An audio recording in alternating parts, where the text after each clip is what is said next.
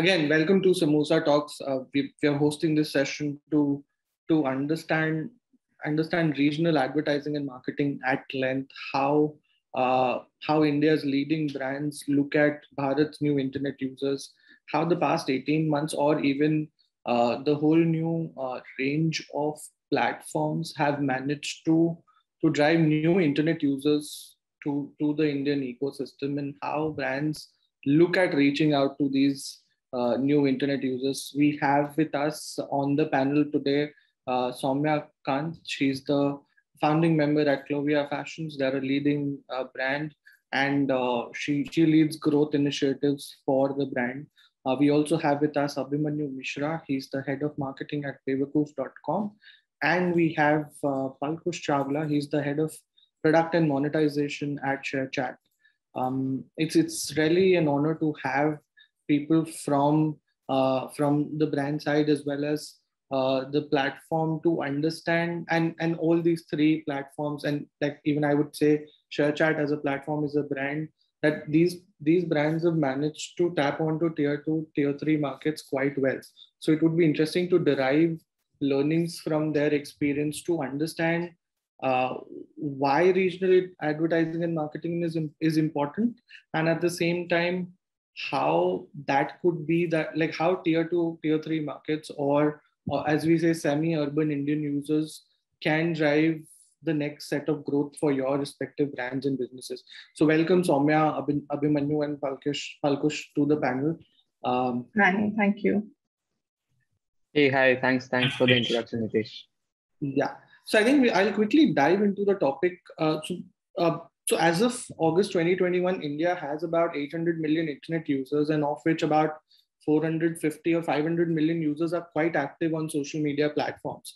So as custodians of leading brands and even platform for that matter, Balkush, how, like, if you guys could answer the first question, which is, how do you reach and engage Bharat's new internet users? And each one of you could share your perspective. We could start with Soumya. All right. So today's user is very, the human side of our users and of our brand has become very important to any user who's coming on the internet today. And also that, when a user is connecting on your platform, they're looking for a specific thing, right? So it's become like a whole battle of the thumbs. They're endlessly scrolling, and you have to get their attention in that 2 seconds, right? And to do all of that, we use a lot of regional content. One is we use a lot of vernacular content. We also use a lot of memes to connect with our users. Everything we do at Clovia is centered around joy. So we're very focused on, having fun, being happy with the customer, celebrating our success, our failures, everything with the customer. So since everything is centered around joy, every communication that we have, be it on the brand banners, be it on our social pages, be it in our email communication, is centered around joy as a keyword. And having said that, and then we bring the human side of, the brand to our customers. So even if we're solving a problem, if we're able to solve it, then also we have fun. If we're not able to solve it, even then we celebrate the failure that, this problem we're not able to solve, and let's just, laugh at it together and move on. So that is something that we do at Clovia. All right. Palkush, you would like to add to that? Yeah, I 100% agree. Like the attention span of new users especially is very low. So there is obviously that fight for attention, which people are fighting over.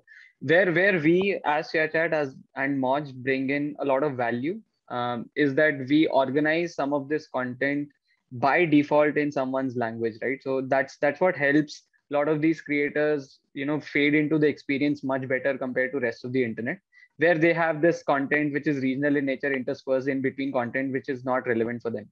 So I think the keyword here is relevance for us.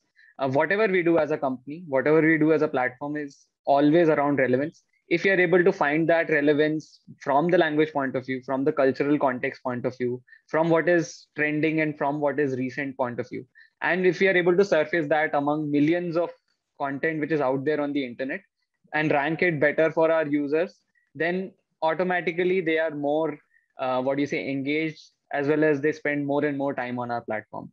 So the keyword here is that how do you make experience of their more and more relevant?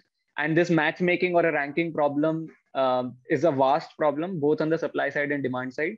We have more than around 250 million users accessing ShareChat and Moj over a month, and we have close to around 2 billion content pieces being surfaced every day. So it becomes a matchmaking problem in the end.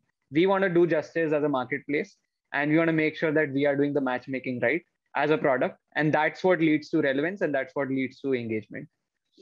Right. And Abhimanyu, how does Bewakoof reach new internet users? What's the secret sauce for Bewakoof? Yeah, for us, it's it's really important to be present where the audience is.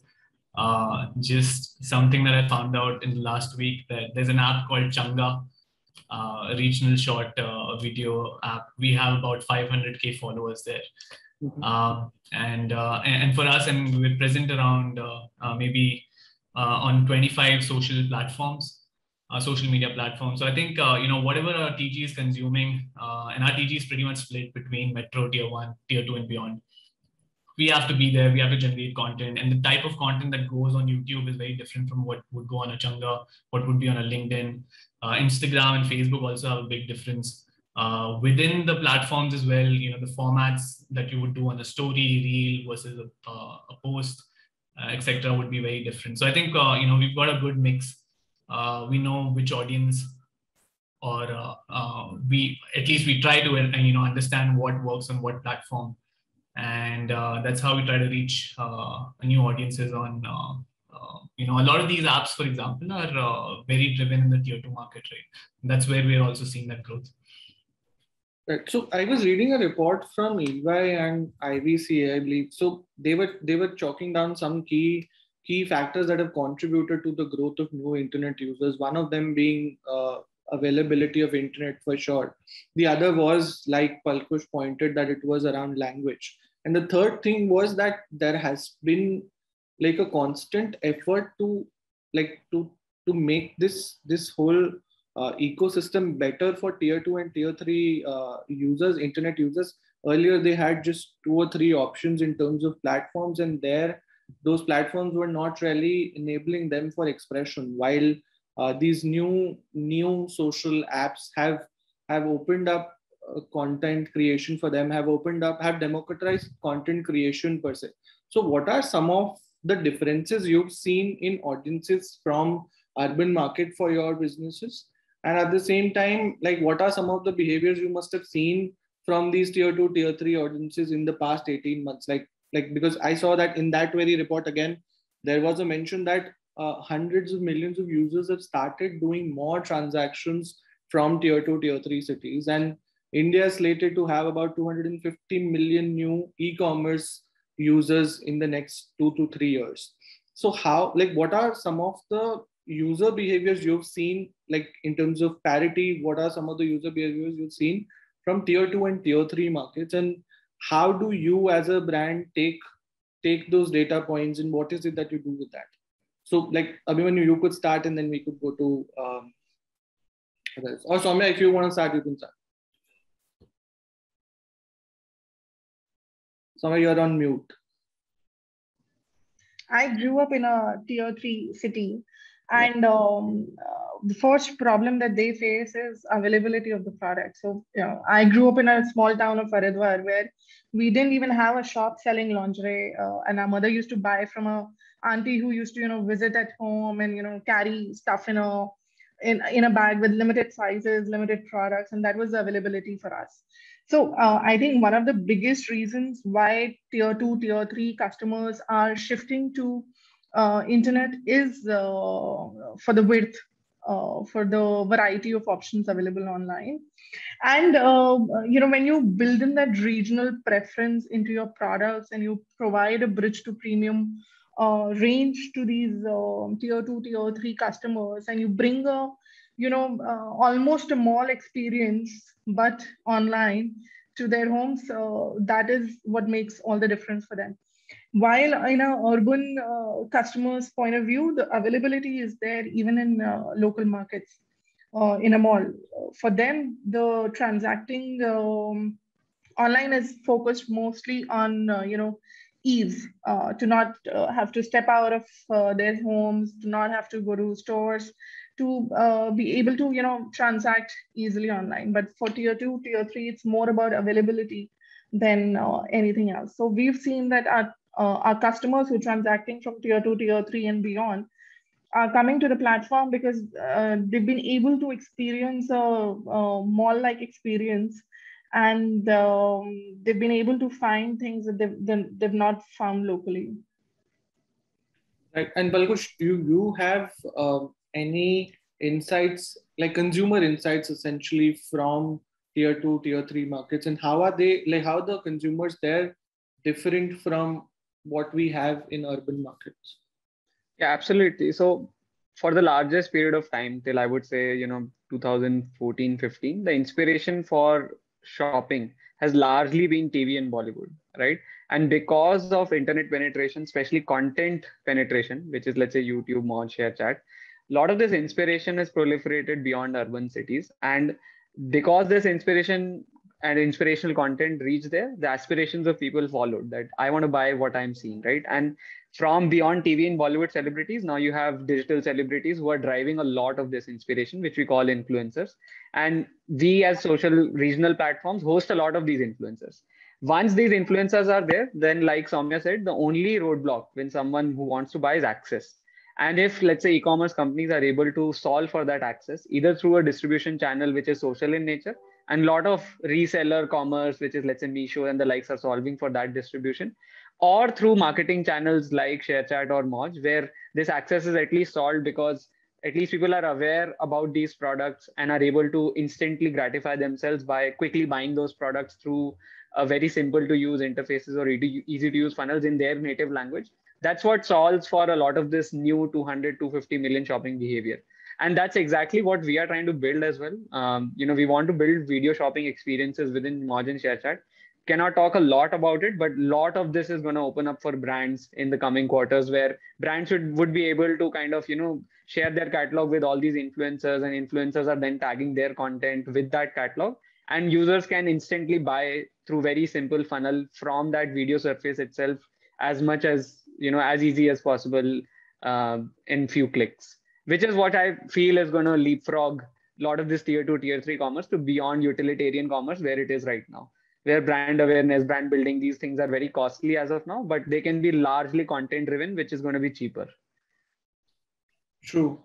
And Abhimanyu, you spoke about personalizing your content across like 25, 30 social platforms.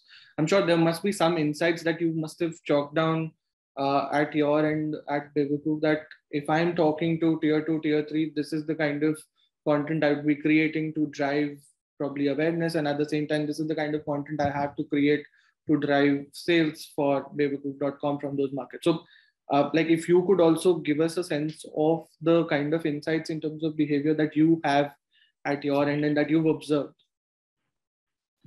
Yeah, with our social media at Bewakoof, sales is not the objective. It's more on reach. And so we reach out to about 260 million people through social media handles a month. We engage with 8 million people a month, right? And that's the prime objective. Sales is the byproduct that we see through our social media strategy. And how do we sort of personalize it per platform? It's a trial and error. We see what works on that platform the most. We post maybe 10 things, 2 things work, and then we optimize. So it's very custom to what the platform is. In terms of trends, obviously, Soumya and Balkush have pretty much answered that question with reach and accessibility, influencers driving the entire buying behavior as well. I think what we're realizing and what it's a challenge for us at Bewakoof is that the kind of shopping behavior that we're seeing from tier 2 markets it's quite different from what you're seeing with the metro audience. So the kind of products that are selling with the kind of t-shirts, pajamas, etc., we see that visible difference. For us, it's pretty evenly planned out. Tier 2 and beyond is pretty much, I think, 33% of our business. So it's a big chunk, and I think we're, sort of our internal decisions are also based on how do we cater to this audience differently, in terms of shopping experience plus the product offering as well.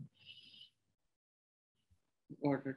And like one of the challenges that I've heard from a good majority of retail brands is that there are limited resources to sort of tap onto tier 2 and tier 3 markets, and at the same time there are no, like you said, that a lot of it happens from trial and error for a lot of brands. So like, what are some of the challenges you've seen when you've tried to tap onto or enter into a new market which is not an urban one but a tier 2, tier 3, and like how have you addressed those challenges? Like if you could share some use cases, say Bevaku trying to enter into a certain region, and this is what you got initially, and this is how you course corrected.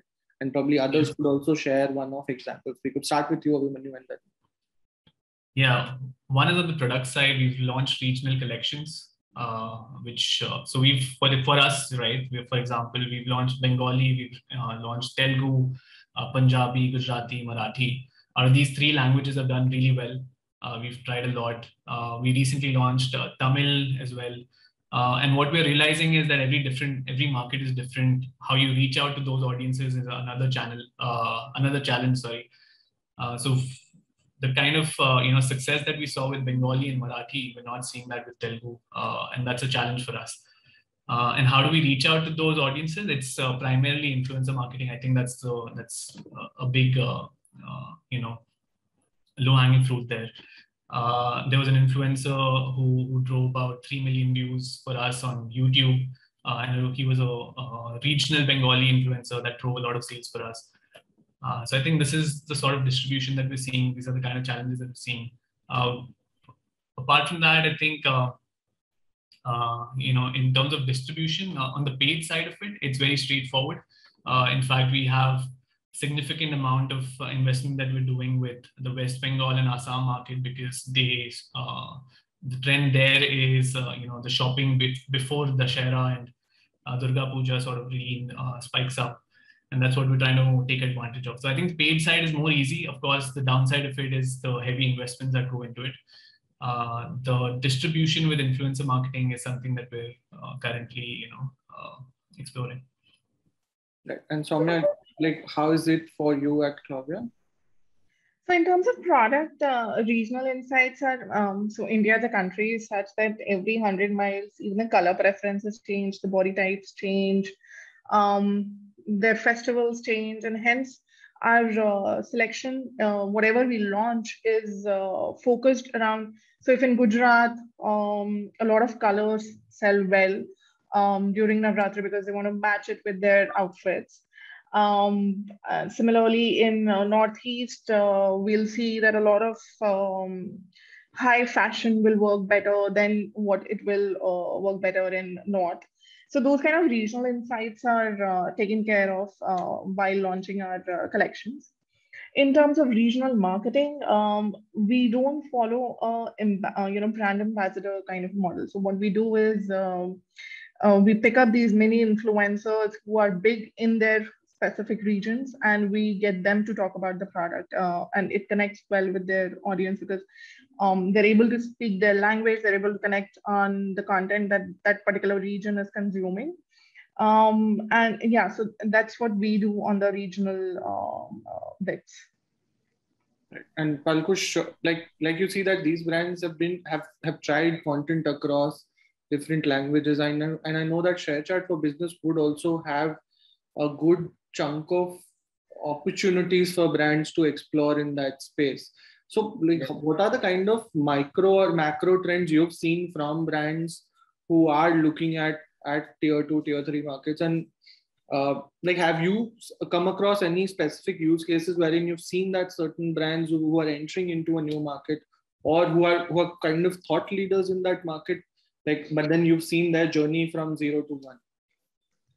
No, absolutely. And I think, and I'm very, kind of surprised that like regional marketing, I understand why influencer marketing there makes a lot more sense, because you are by default filtering the contextual audience. But finding this audience on your typical Facebook, Google marketing is very hard. And that's why I, kind of am very happy that, for regional audience, influencer approach is being taken. One thing which we have seen, which adds a lot of value, is that if you look at the influencer pyramids in each of these regional markets, the reach of the influencers is not necessarily very high compared to majoritarian language influencers like Hindi and English. And that's obvious, right? Because Hindi and English attract a large amount of audience. And the influencers in these markets are also fragmented. So there are not necessarily very large digital celebrities in these markets. Largely, it's still driven by TV and Tollywood and the local regional movie industry celebrities who are garnering the most of the reach across a given region or a language. That is where I think a lot of people have found, especially brands which are targeting regional audience, have found a very good fit in ShareChat, because on ShareChat you don't have to necessarily invest in a top tier influencer to reach, and your cost per reach, all of those can be scaled very similar to how you would on a Facebook or a Google, because you can configure your campaigns for a specific language. And I don't know of any other large, massive app which takes language as an input.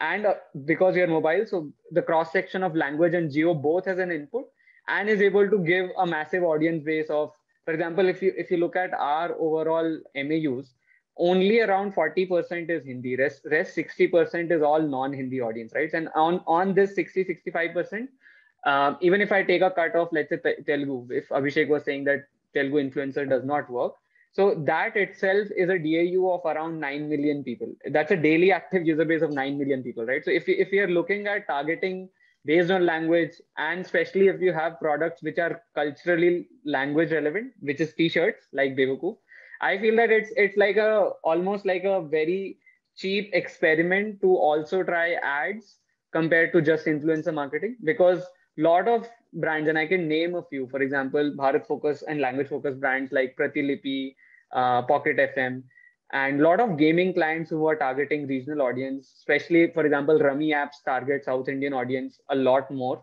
They have found much better ROI compared to Facebook and Google on ShareChat ads. And the only reason is because they're able to find these language and regional cuts much more precisely and at a very high scale compared to, let's say, any other regional publisher which you might have.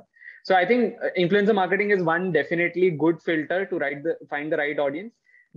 I would say that another cheap experiment, and especially the one which can scale quite well as a marketing channel, is to try regional ads and regional social ads, especially on platforms like ShareChat and more. And it's not just a plug. I'm just sharing that some of these brands have found success, and I find it surprising that influencers is the only channel which D2C brands are still using.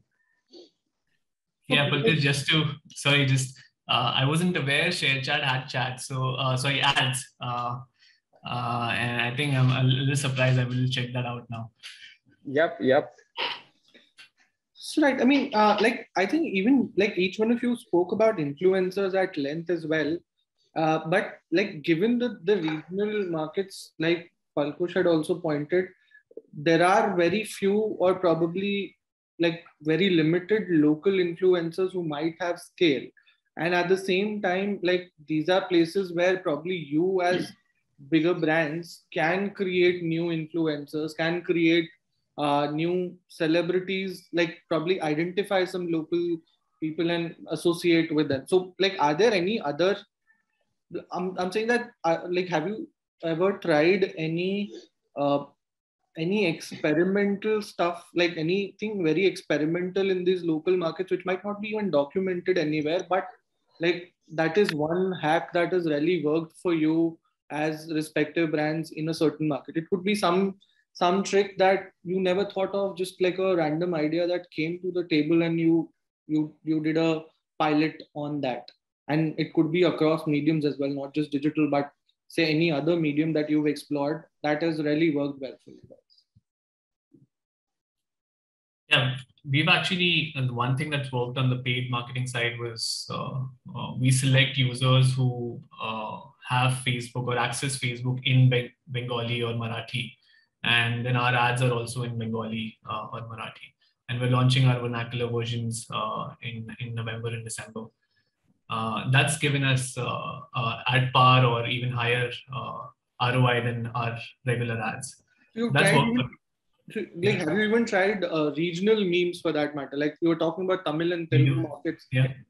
And we have a couple of pages as well. We have a Bewakoof Telugu that's going on. We have, a network of meme makers who publish on other meme pages. So yes, so I think 3 buckets that we sort of have explored, and it's not a lot. We've probably just started. But it is on the meme side, then you have influencers, and then the paid marketing side. So these are 3 things that we've done. Right. And Soumya, for you, like, are there any tricks in the bag that have worked? Like you might not have even thought that this would work as well, but then like that has been sort of a game changer for Clovia?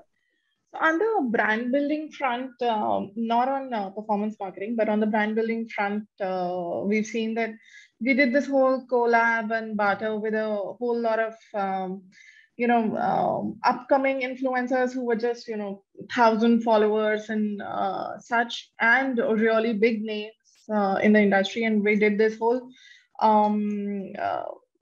almost 100 plus women posted wearing Clovia, styled Clovia, made reels about Clovia.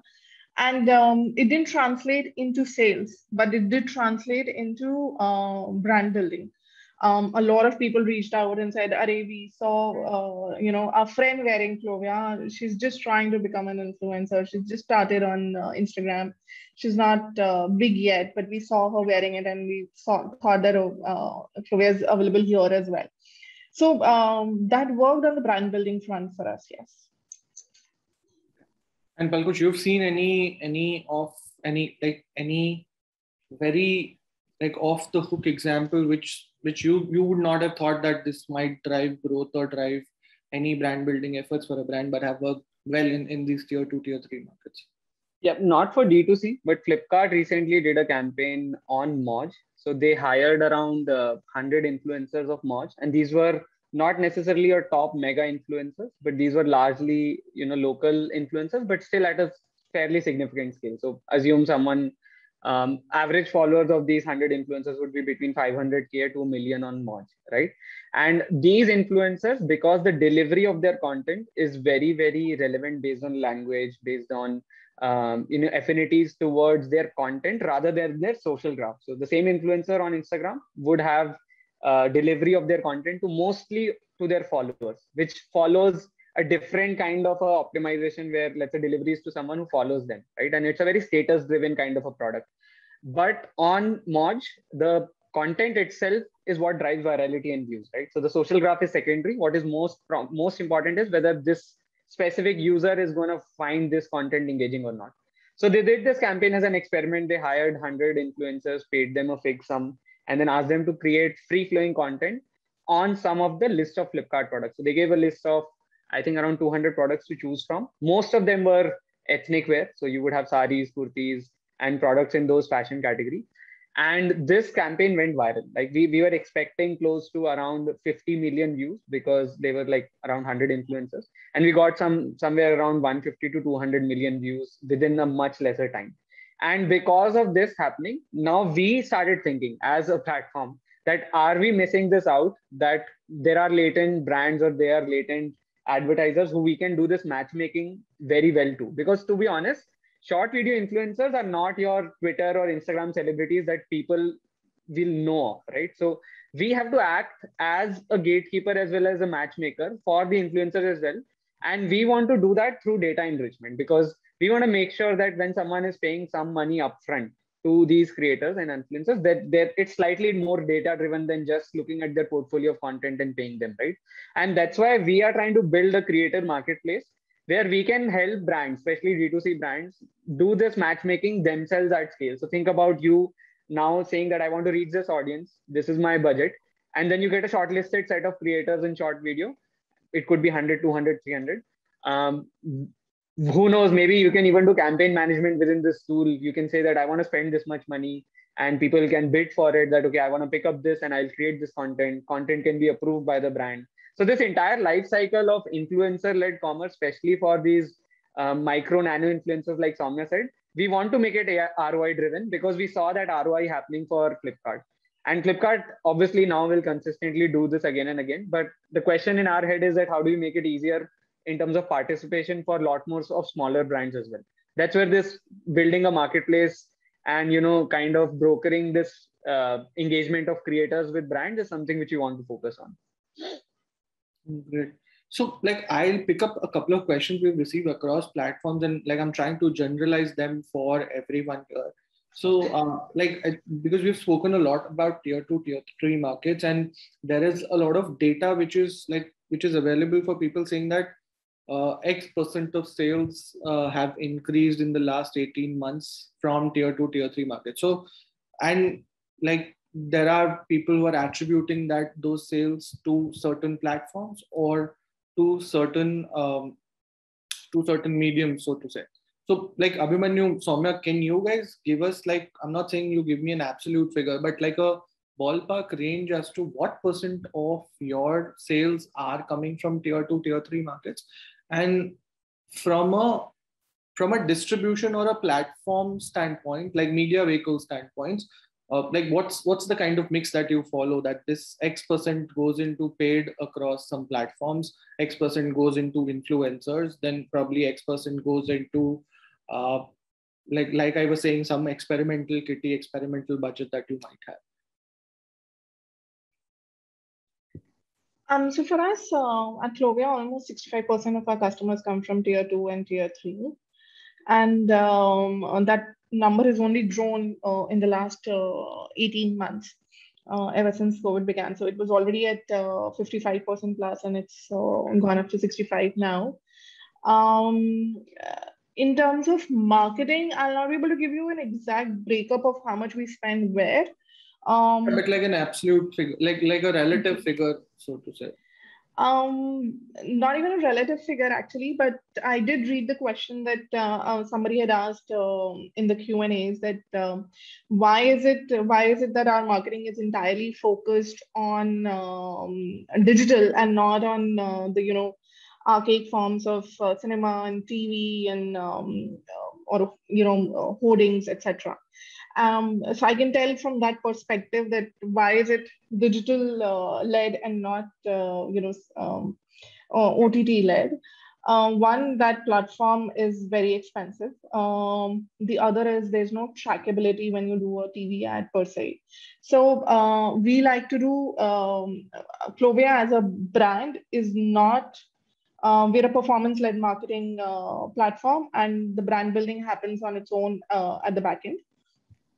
It's not that it's taken a backseat, but we do believe that if you're selling to a customer, if you're speaking to the customer via whichever platform, the brand is definitely happening. The brand building is definitely happening as a parallel process. We don't believe that brand building can happen only if you do a TV ad or a small bite in a cinema hall. Plus, we don't know who saw those ads, how many people. The trackability is very, very limited. The analytics that you can get from that are very limited in nature. And hence, our spends are more focused on digital. And in digital, of course, it's distributed across social platforms like Instagram, Facebook, the usual kitty. And how is this for you, Abhimanyu, at Revocoop? I know that you are also a digital first and digital native brand, and I think pre-chat we had a quick discussion on that, but then if you could share some insights. Yeah, for us, it's 1/3 of our businesses through from tier 2 and beyond. It's been similar pre-COVID and post-COVID. From our advertising spends, we rely so much on the machine learning of Google and Facebook ads that they optimize for the best customers or the best conversion that we can get, and it's pretty evenly split. So we've not seen that kind of a growth in tier 2 and beyond market for us. or the growth from metro and tier 1 has been significantly in the same trend. Yeah, that's pretty much. And is there any other bucket that you've seen other than paid, like you were talking about influencers? So like relatively, Yeah. how much of your percent budget goes into local influencers, so to Yeah, say? so in influencer marketing is about 10% of our marketing budget. Primarily, it's not more than that. It's a relatively smaller bucket, and we spend at least a 25% on branding, which is top funnel investment, and we've seen great results for multiple years. We were always dependent on performance marketing. We launched a campaign with Rajkumar Rao and Sanya Malhotra, which boosted our organic traffic by 30%, almost instantly. And we've decided, to balance out performance versus brand building accordingly. So we're trying to get to a ratio where we're investing 40% in branding and 60% in performance. But within that, influencer for sure, majority goes in the tier 2 market. Branding as well, we have dubbed version of Sanya and Rajkumar ads, etc., which we run on different markets, which are seeing pretty high CTRs and good ROAs. Okay, I think that's an interesting thing that probably I could ask others too, and even those in the chat. What should be an ideal split between performance and branding in terms of spends? Like those who are watching this can share a split, and probably Soumya and Pakush, you could also share that ideally as a brand, like as a D2C or a brand which is digital first, what should be an ideal spend, like split between performance and branding? So I think Abhimanyu said 40% branding, 60% performance. Others on chat can share their opinion, and Pakush and Soumya, if you could also add on. I think it depends a lot on the audience and the kind of product. If product is innovative and it's a new launch, then the branding and the brand awareness and product awareness has to be the primary goal first. And then that can funnel into performance later. But if it's something which is, a replacement product or something where the product innovation is lesser than the brand innovation, then it just being at the right place at the right time in front of the right customer's eyes is more important, and hence performance split should be higher.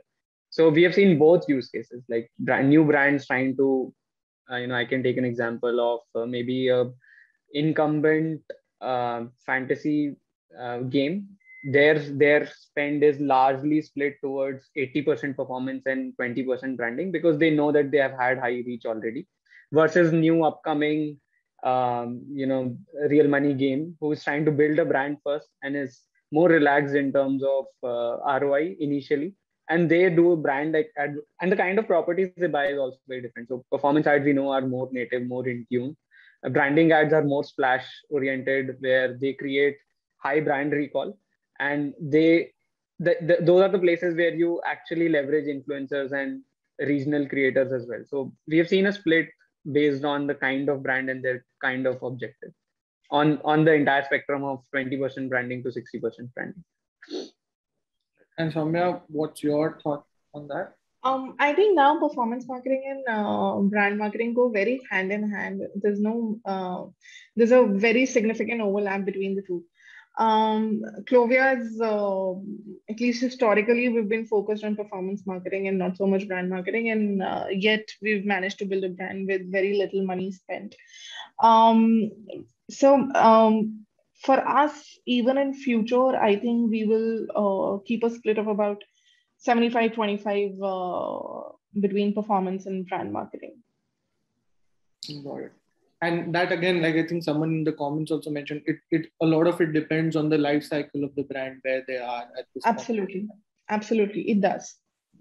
So now we're coming to the most important or the most interesting part of Samosa Talks every time, wherein I take a back seat and I let the panelists ask each other a question. It could be a very specific question to a marketing challenge that you're facing, or it could be something that you want to learn from the other panelists. So who's going to start? I think Soumya, you could start by asking a question to either Pakush or Abhimanyu. So I wanted to ask Abhimanyu, what has been your biggest success and biggest failure? Wow, that's a difficult one.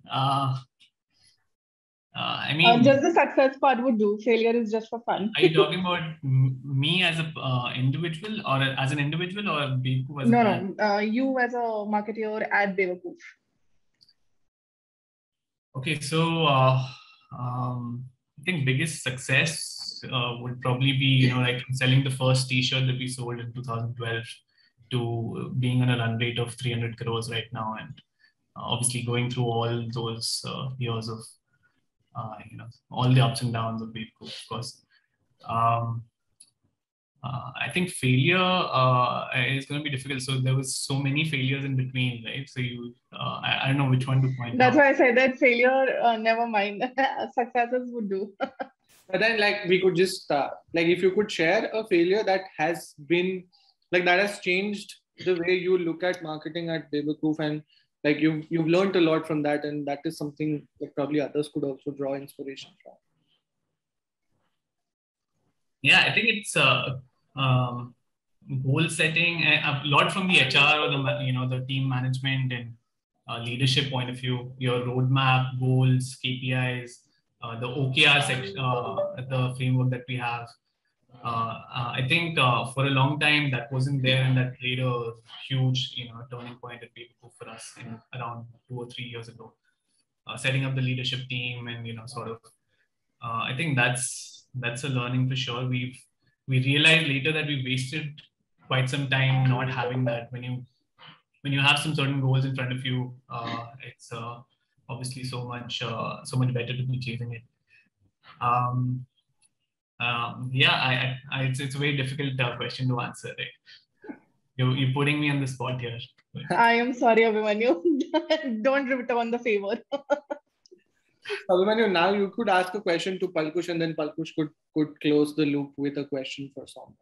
Yeah, I'm very interested to know, right, how does a brand like Devakoof try out ShareChat? And do you guys I mean, we've been doing a lot of media spends, especially digitally, and we weren't really aware of ShareChat ads. So my question is also, maybe you can do something about awareness between advertisers or in that community. Or we might have missed the trend, maybe. No, I think it's relatively new. So we launched ShareChat ads publicly as a self-serve platform only 3 months ago. Before that, it's largely driven through our business development team, right? So the product has been in the making for close to 1 year. I've been leading this product development with a team of data scientists, and all the goodness which you get from Facebook and Google with their machine learning algos and relying on them. We want to replicate that for all brands. So we found a really good fit in Bharat focused brands. And that's something which, we are extremely proud of, that in a very short period of time, we are delivering much better ROI for, Bharat focused gaming clients, Bharat focused content apps in terms of cost per installs, in terms of other performance budgets as well. Something which is still in the works is how do we optimize for end conversion? And I know that's what the bread and butter of your spends are on Facebook and Google. Even without that, and that's just maybe a couple of months away. We have just launched ShareChat Pixel. We are tuning our algos to optimize against those conversion events. But even beyond that, you could essentially sign up on ads.sharechat.com.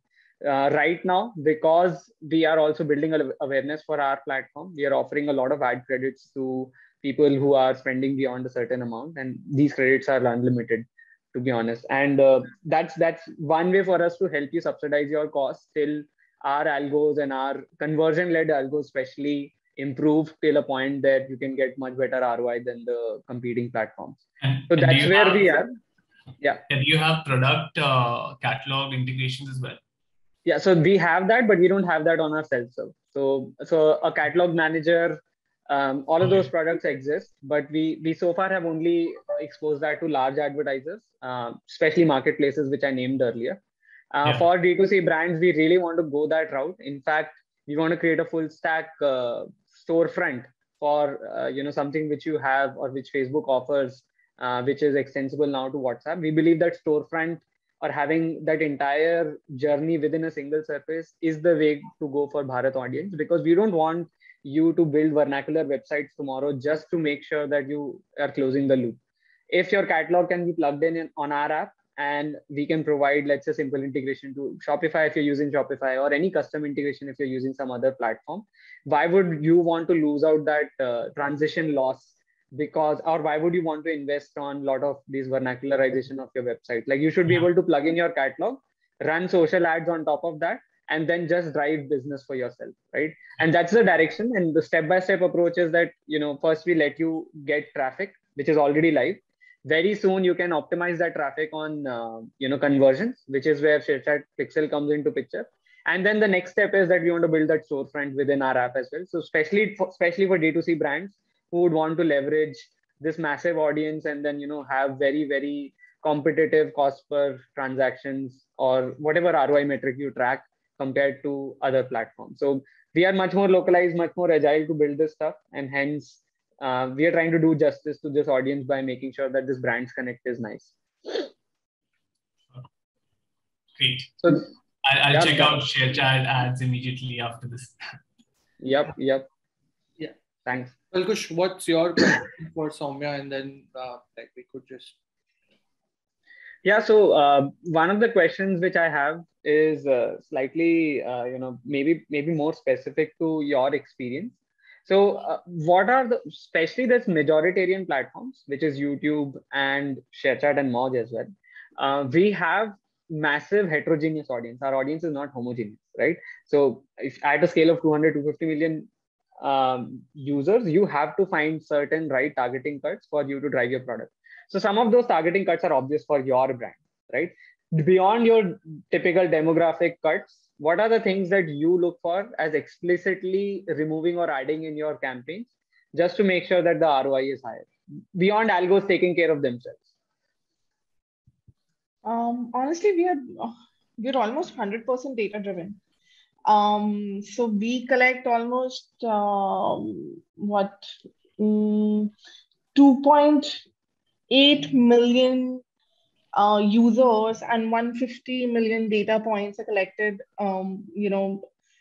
churned out every night. And then those insights are fed into, how a designer should look at creating a product, how a marketer should look at promoting the product.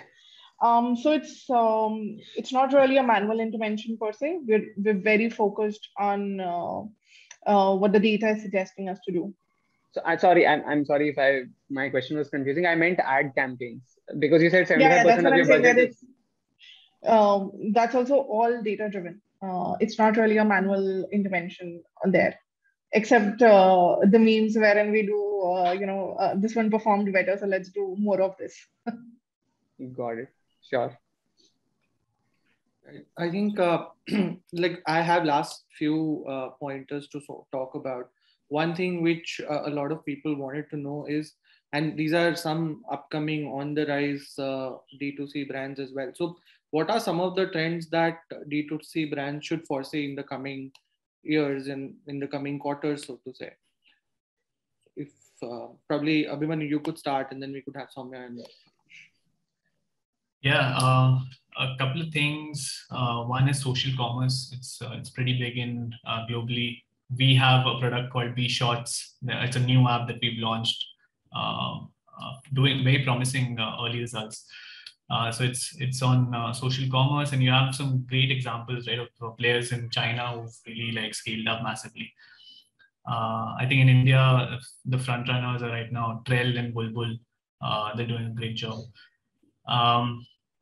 So we see that, and then you'll hear that a lot from the investor community as well, that they're betting on it and calling it the next big thing, etc. Second piece is, of course, regional vernacular, and I'm sure Kush and ShareChat are probably the leaders there. I think the next piece for us, or D2C brands especially, would be how do we leverage and reach out to them and sort of grow our market there. In our response, or something that we're coming up with right now, is a vernacular version of it. We do know that, for example, a 10-15% of revenue for Snapdeal sort of comes from just their Hindi website. So we're trying to also, and we know that the same with Flipkart and Amazon and all these guys. Some of these players have really done it well. So I think that's the second big direction. We're also going with regional. We've seen, in fact, we've surprisingly seen a lot of success with Bengali and Marathi T-shirts and products, which we were not expecting. So we see that we see a lot of scale there with multiple states. These are my top two picks from the next big things.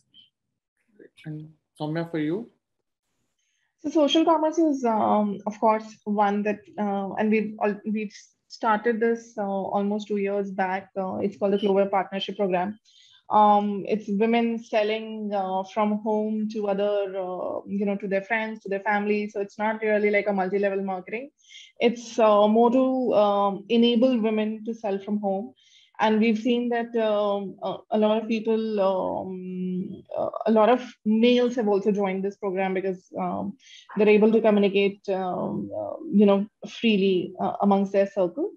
So social commerce is one, and live selling on YouTube. We did a live session on YouTube as a test run, and we got phenomenal response from it. Second is, what Abhimanyu also mentioned, vernacular content. So these are the two key things that we see growing in the next few quarters. And Balkush, what have you identified? Like, what are some of the trends that you've identified? Influencer-led commerce, like ROI-driven influencer campaigns. I think that's one of our big bets already. We are building towards it. The other thing is what both Abhimanyu and Soumya mentioned. It's in the works.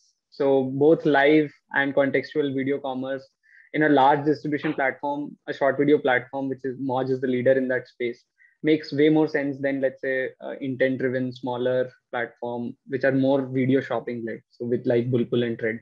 So we believe that short video is going to be like YouTube. It's going to be more horizontal than specific.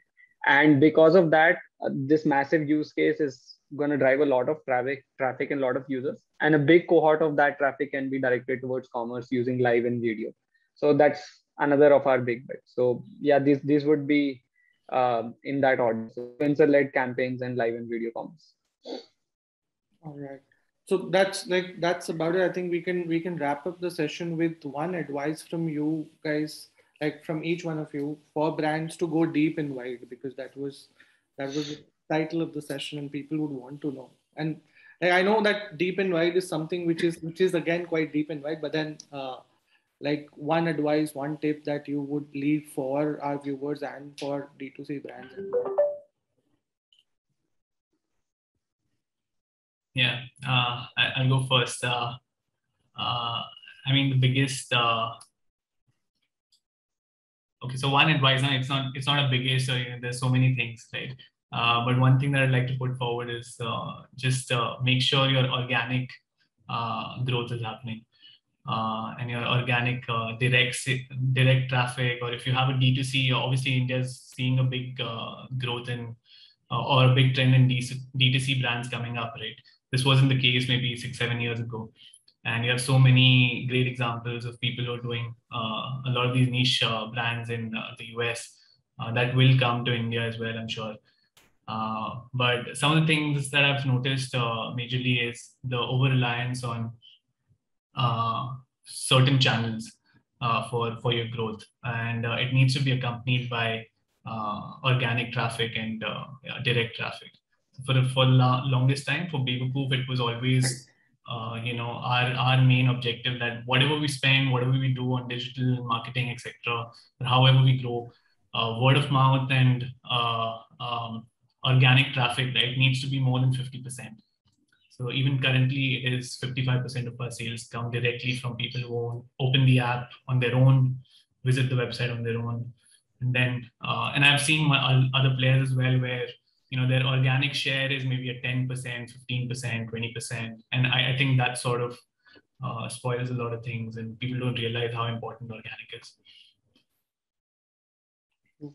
Soumya, what would be your advice? Our advice, usually, one thing is stay true to the customer. Don't try and sell what you want to sell. Please learn from the customer feedback, learn from the customer insights on what they are looking to buy. and mold your product accordingly. That is one. And second is track your repeats. Is the customer happy with you and is coming back to you again? Track the customer life journey. So if she's starting with you as a beginner, as a teenage bra user, is she willing to come back to you when she reaches the next stage of her life? So my advice is to stay data focused and not so much gut focused. Right. I think retention is quite underrated in that sense. Palkush, what's your advice? And we could then close. Yeah, so the advice is very basic. Try to contextualize whenever you're going vernacular. So the biggest mistake we see people doing is that they run their standard best performing English creatives on Facebook and then just translate it and put it on our platform or whenever they apply language targeting, but contextualize with the right cultural context. So, that's easier said than done. Even, for example, I've seen bad examples of memes being translated and them not being funny at all, right? Even that I've seen. So if you can hire a local social media marketer or a local person in your team who understands the language, that's the best case scenario. If you don't want to invest there, reach out to platforms like ShareChat. They can help you in some of this contextualization. Like we provide services where we connect our creators to create an ad for you. We even do that because some of our creators who are onboarded on our platform, they are looking for livelihood opportunities like this, and this is something which unique we offer. So even to our self-serve clients, like you can reach out to us that, okay, I don't have capability to create Telugu creative, what do I do? Then we said, okay, that we can connect you to some of our creators who will do this for you. They'll create a nice short video, they'll do a professional job, charge a really small amount for which you will get ROI in probably like a week's time compared to badly translating an English creative. Great. So I think this is one thing Abhimanyu had also mentioned, and quite a few people in the Q&A and section had mentioned that people really want to know how they could do ShareChat ads, or how do they run ads on ShareChat. So probably the team could run this short PPT that Palkush's team has, and we could then close on the session. Yeah, if we have, we can share that, but otherwise it's fairly simple. You log on to ads.sharechat.com. That's it. that's all what you need to do. Every information is there. Just one additional thing which we want to share is that we understand that it's hard to build ROI on a new platform. We completely understand that. We have also grown digitally. We have also spent a lot in performance marketing, and we know it takes time for new campaigns to run and come to a stable state. Just to help you in that, we want to subsidize some of those experimentation costs, and hence we are offering the 1:1 credits on all the money that you load on ShareChat, right? So, and we as a platform are very transparent in terms of where your money is being spent.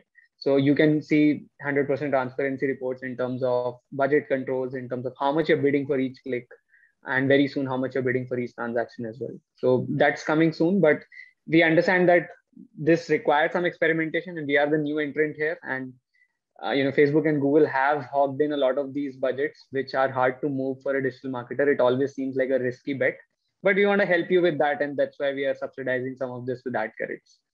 Yep, that's about it. We have an upcoming masterclass if you want to know more about learning how to use the platform, especially the tricks which I just mentioned about creative contextualization, as well as what kind of targeting is something which we see have worked in Vernac audience much better than what bigger platforms provide. So do join in that masterclass as well at 4 p.m. on next Wednesday, that is 29th.